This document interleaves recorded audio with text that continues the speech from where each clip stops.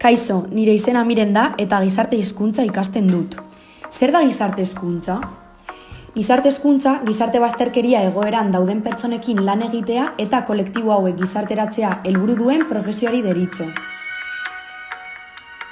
Animazio soziokulturaleko programak diseinatzen eta aurrera eramaten ditu esparru desberdinetan, eskolaz kanpoko ekintzak, adin txikiko zentroetan, helduen zentroetan, lanerako orientazio zerbitzuetan eta abar. Beraz, gizarte hezitzaile batek egoera ahulean dauden pertsonen eta komunitateen inklusioa eta garapena hobetzeko lan egiten du.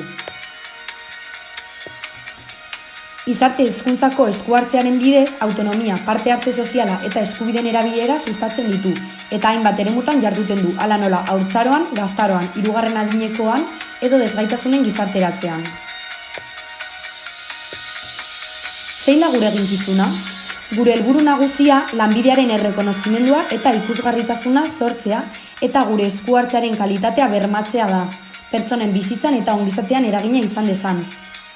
Horretarako, inklusioa, garapen pertsonala eta komunitarioa, aukera berdintasuna eta gizabanakoen eta komunitateen parte hartze soziala sustatzen ditugu, pertsonei ezaugarritasun egoera gainditzen eta beren eskubideak erabat gauzatzen laguntzeko. Baina, zer ikasten dugu eta zertarako? Gizarte hezkuntza ikasten dut edozein pertsona laguntzeko bokazio dudalako, bizitzako edozein etapatan eragin positiboa sortzeko asmoarekin.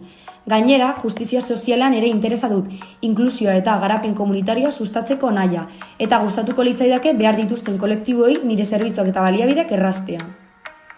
Hala nola, desgaitasuna duten pertsonak, nerabeak, hirugarren adinekoak, drogomenpekotasunaz dituzten pertsonak, atzerritarrak edo indarkeria sufritu duten emakumeak beste batzuen artean.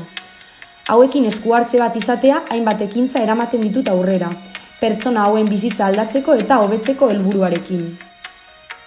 Zein baloretan oinarritzen gara? Justizia soziala, hau da, aukera berdintasuna eta gizarte bazterkeriaren aurkako borroka sustatzea. Bestetik, elkartasuna eta empatia, beste pertsonen beharrak ulertu eta haiei laguntzeko konpromisoa hartuz. Honekin lotuta gertutasuna, harreman gertuak eta konfiantzazkoak sortzeko. Errespetua, aniztasuna, kulturartekotasuna eta norbanakoaren duintasuna aintzat hartzea garrantzitsua da. Parte hartzea, komunitateen eta pertsonen inplikazioa eta elkarlana sustatzea. Eta azkenik, elkarlana, beste profesioneekin lankidetzan aritzea helburu komunak lortzeko.